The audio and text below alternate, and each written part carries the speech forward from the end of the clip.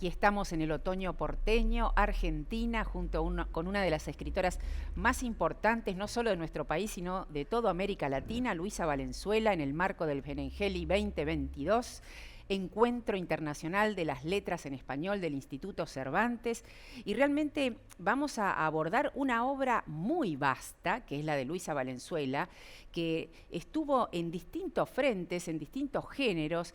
Quizás el más cercano a la realidad, que no es el realismo, es Luisa Valenzuela, periodista. Tiene un último libro que recopila justamente toda su obra periodística, que fue muy comprometida, pero sobre todo vamos a pensar en Luisa Valenzuela, narradora, ensayista.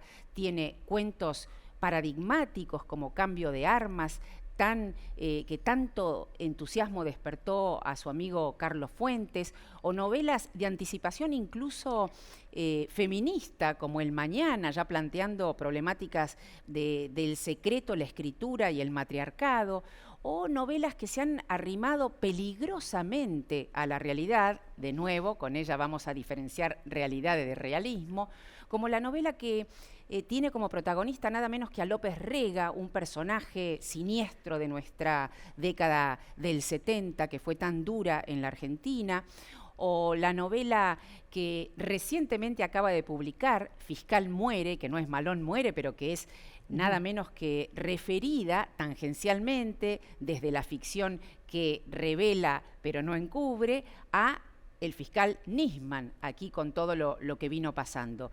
De todas maneras, te encontramos también microficciones que pueblan toda la obra de Luisa Valenzuela, desde el ABC de las microfábulas hasta revelaciones en cuentos de Hades, nada menos que cuentos de Hades. Hay una reversión del cuento de Caperucita única, como lo puede hacer Luisa.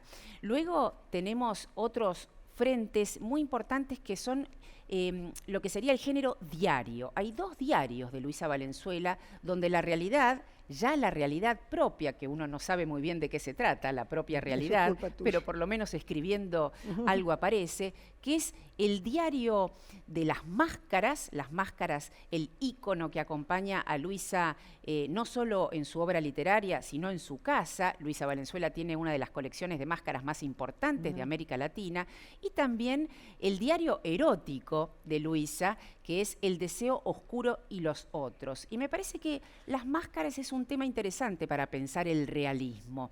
Si tenemos en cuenta, o podríamos imaginar que Benengeli fue la máscara de Cervantes, como el propio Don Quijote, la máscara de Alonso Quijano, yo quería preguntarte, Luisa, ¿cuál es la mascarada del realismo a través de la ficción que vos realizás? Bueno, antes que todo quiero agradecerte, Silvia Hoppenheim, tu generosísima presentación y hablar del orgullo que tenemos ambas, ¿no?, de estar en este festival maravilloso, de pertenecer a este mundo, aún de lejos, tan amplio, ¿no?, de las letras españolas. No sé qué decirte del realismo y la máscara, ¿no?, porque efectivamente no deja de ser una pretensión y una máscara, el de pretender escribir el realismo. Me interesa mucho que hayan tomado este tema en el Festival Benengeli, que es lo menos cercano al realismo que hay, que es un personaje de segunda potencia, ¿no?, el personaje del personaje para armar el personaje. Es maravilloso. Y googleando un poco vi un montón de interpretaciones sobre el nombre de Benengeli, la máscara, ¿no? Y yo también pesqué la mía, porque Ben es hijo en árabe, hijo de, y Engeli es angélico. Entonces puede ser hijo de ángeles, ¿no te parece? Mira, desde la berenjena al ángel. Sí, Sancho habla de la berenjena. ¿No te parece que también hay una cosa un poco angélica en esto de lo que se llama la inspiración? Que no es tal, que es algo que uno va pescando dentro de esta pretensión de realismo, donde la realidad más que oculta, desenmascarando, que es la función de la máscara. Porque la función de la máscara es revelar ocultando. Qué interesante. Es decir, revela cosas muy íntimas de la persona que va a elegir la máscara. ¿Y la ficción desenmascara? Y la ficción también, de alguna manera, enmascara aquello que se va desenmascarando por debajo. Entonces no es el realismo propiamente dicho, ni mucho menos, y menos aún un contacto con la realidad. Es una metaforización. Trabajamos esa metaforización, ese mundo de lo simbólico, es el camino lacaniano, ¿no? De lo real a lo simbólico a través de lo imaginario, no quedarte en lo imaginario. Así que en eso estamos indagando, ¿no? Cuando escribimos. Ahora, ¿cómo te hace cosquillas la realidad o cómo te pide la realidad que la reveles a través de la ficción? Claro. Por ejemplo, en el caso Nisman, o por ejemplo, tu cuento tan importante y revelador, Cambio de Armas, ¿no? ¿Cómo se produjo esa apelación de la realidad para que la escritora se mande con su texto? Sí, eso es una cosa que yo me pregunto a cada paso, y últimamente más que nunca, los últimos años. ¿De dónde vienen las historias? Uno empieza a pescar un hilo de algo y ahí seguís y vas entrando, ¿no? Entonces, en Cambio de Armas, empezó esa historia mientras estaba ocurriendo. Y mientras la escribía pensé que estaba exagerando, que era demasiado esta cuestión íntima con el torturador o el militar, así, y este experimento que hace con la mujer que la mantiene fuera de su memoria. Y después supe que no, que eso sucedieron cosas muy parecidas durante la dictadura cívico-militar de la Argentina, la tremenda dictadura nuestra, cuando fueron los testimonios, cuando empezaron los juicios, cuando llegó la democracia. Y en cuanto al fiscal, fíjate vos, apareció un personaje, de la nada, ¿viste cómo aparecen los personajes? Que resultó ser un excomisario muy sagaz, muy sagaz. Y una buena mañana me dice una lectura de ese caso tan emblemático, ese caso Nisman, que hace más de 7 años que no logran elucidarlo, porque políticamente les conviene a cierto sector de ultraderecha decir que es un asesinato, no hay manera de probarlo, es en realidad un suicidio. Bueno, hasta en Netflix hay una serie. Empieza como si fuera toda esta cosa y después te das cuenta que no hay manera de probarlo. Entonces el excomisario me dictó toda una manera de matar a alguien a distancia, con los servicios secretos ultra elevados, no necesariamente los nuestros, sino los de las grandes potencias, ¿no? Los servicios secretos israelíes y norteamericanos, para decirlo francamente. Y lo que descubrí ahí, fíjate qué interesante, porque este personaje me vuelve. ¿Por qué los escritores, los grandes escritores con los cuales no me comparo, por cierto, de literatura policial tienen un detective y lo siguen? Siempre es el mismo, ¿viste? Montalbano, Poirot, Miss Marple, todos estos, Philip Marlowe, todos lo siguen. Yo creo que es porque despiertan una sinapsis del cerebro que estaba como dormida. Y empezás a trabajar con esa zona cerebral de la deducción y es muy, muy enriquecedor, es muy interesante, porque se va produciendo un efecto de sorpresa y de deducción y de inteligencia que no sabes que tenés. O sea, casi vos estuviste como escritora comandada por una especie de investigador.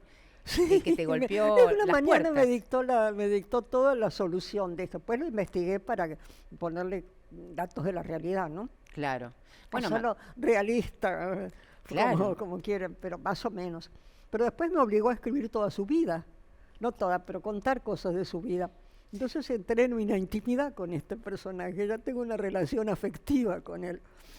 Ahora, vos decías... Masachesi, el famoso Masachesi, ¿no? Ya cuando los personajes tienen un nombre... Sí, no, ya lo querés, ¿no? Lo querés y además empiezan a convertirse en verdaderos faros de la realidad. Don Quijote forma parte de todos los días, ¿no? Sí, bueno, salvando las distancias. No, pero quiero decir, una vez que el nombre trasciende la obra, ya la ficción es real. Claro, es un emblema de cierta forma de acceder a la realidad y acceder a la ficción. Imagínate, no hay nada menos realista que el Quijote, y sin embargo es la realidad de don Alfonso Quijano, si no hay manera de dudar de su propia realidad, que es fantasiosa. Hay otro tópico tuyo, además de la máscara que trabajamos antes, que es el secreto. Y el realismo, en ese sentido, va en busca del secreto. ¿El secreto es lo real? No, yo creo que el secreto es lo que está, lo que lo real intenta ocultar. Sí, lo que lo real te están contando una historia. Además, lo tremendo de ahora es que lo real ya no existe, porque las falsas noticias, el lawfare, la posverdad, todo eso ya está instalada en nosotros con las redes sociales, que no hay manera de salirse de eso. Entonces, ¿dónde está lo real? Acordate que Ionesco decía que la palabra realidad había que escribirla siempre entre comillas. Muy bueno. Porque no tenés acceso realmente a la realidad, y menos por la intermediación del lenguaje, porque el lenguaje no deja de ser una máscara maravillosa que revela, tiene capas, no hay capas. Pero Entonces, ahí es donde uno indaga, en esas capas. ¿Por qué no pensar quizás que la realidad, como decían en algún momento, no existe o está en bruto y la ficción la significa?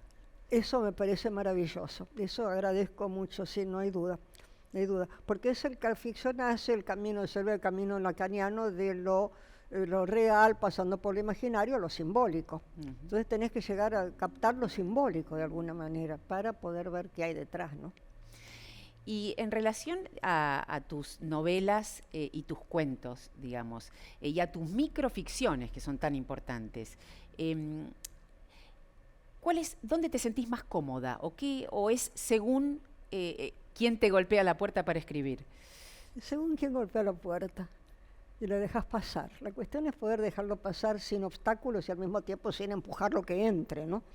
Dejándose su propio ritmo. Entonces de golpe salen cosas de la microficción muy chiquitas, pero es un estar siempre como de alguna manera habitando esa casa del ser de Heidegger, que es el lenguaje, ¿no? Habitándolo con toda comodidad, de alguna manera, permitiéndole que te sorprenda, que entre por su camino, explorar los sótanos, los lúgubres lugares de los que habla George Steiner. Eso lo sabes vos muy bien cuando trabajás la autoficción. La autoficción de tus novelas también es esa manera de ser una cosa autobiográfica, pero hay un deslizamiento hacia otra cosa. En mi caso quizás a través del olvido, la página arrancada de la memoria, yo intenté escribir lo que no recordaba. Claro. Bueno, es lo que no sé sobre lo que sé, es el consejo de Grace Paley, escribir lo que no sabes sobre Exacto. lo que sabes. Ahora, también es cierto que en tus ficciones, por ejemplo, en El Mañana o en La Máscara Sarda, ahí también tenés un referente Perón, nada menos que Perón. Sí, Perón. Es como que vos vas a descubrir cuando escribís ficción algo que la realidad esconde. Bueno, eso es una pretensión interesante. No es la intención en el momento de largarse a eso. En el momento de largarse a eso, para mí, es descubrir algo que yo no sé, que me sorprenda a mí. ¿Dónde está metido ese nudo que uno sale a buscar? Y a veces no lo encontrás y sufrís mucho, porque te das cuenta que esto está yendo por ahí, se puede ir todo al demonio porque no funciona, no aparece esa respuesta. Y no la puedes inventar. Ahí está la lógica, te tiro un montón de datos que no funcionan porque no pertenecen al núcleo de esa historia. Eso me pasaba con Novela Negra con argentinos. Sabés quién es el asesino, sabés quién es la víctima, pero no sabés el motivo. El asesino no sabe el motivo, la autora no sabía el motivo, no sabía. Y pensarlo desde una cosa lógica no servía, había que entrar y fue entrando muy de a poco y me costaba mucho. Y finalmente aparece uno que yo llamo ahora un personaje intruso. Yo creo que Masachesi también es un personaje intruso que se instaló para quedarse. Pero ahí entra un personaje intruso que ve la respuesta, que entiende la situación y la da vuelta. No es un deus ex machina. Es alguien que pertenece a esa trama, pero que no estaba allí antes, pero de alguna manera estaba en bambalinas esperando. Interesante la idea de intruso, ¿no? Me hace pensar en algo que decía Piglia, que es escribir por interferencia. Ajá. ¿No? Yo creo que permitir la interferencia. Sin embargo, no dejarla que interfiera demasiado, ¿no? Una interferencia que forma parte de esa estructura que no conoces, pero que se está armando a medida que vas avanzando en la escritura.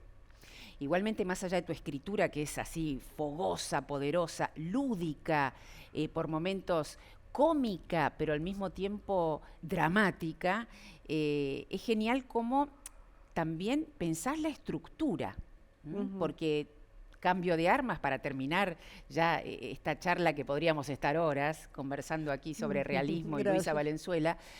Cambio de armas, como ejemplo entre tantísimos, tiene una estructura tan bien lograda, ¿no?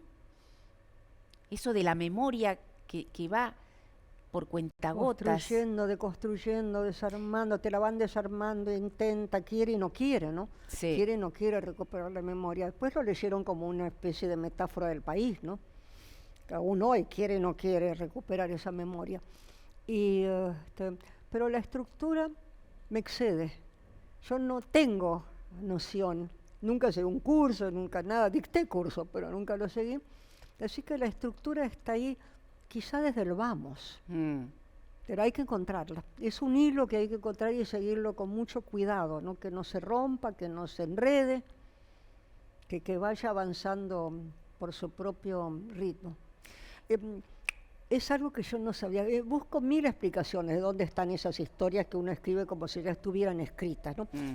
Escritores y escritoras como yo que escriben sin un plan previo. Yo no tengo mapa.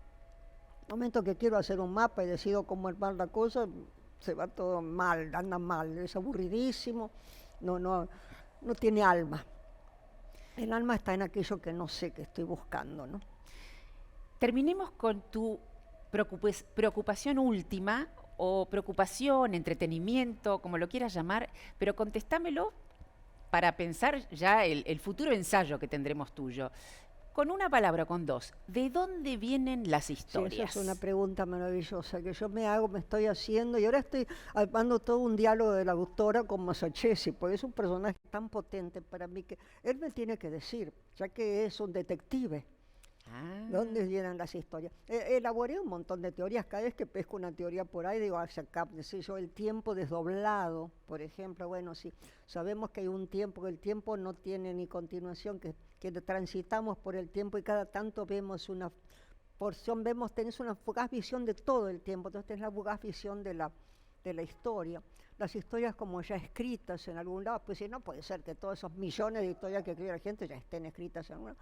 Entonces yo pienso que hay una forma de algoritmos, de una especie de algoritmos mentales, que los escritores, algunos escritores, los que escribimos en mapa, ponemos en funcionamiento para que armen su propia historia, solitos. Pero eso es una cosa mágica, eso ya suena a realismo mágico, así que yo creo que tenemos que terminar acá porque me estoy metiendo en un enredo feroz. Bueno, estamos aquí en el Benengeli 2022 con Luisa Valenzuela, una creadora de historias que por suerte existen, pueblan nuestra realidad y nos permiten entenderla. Gracias, Luisa. Gracias, Silvia Hoppenheim, mil gracias. Gracias.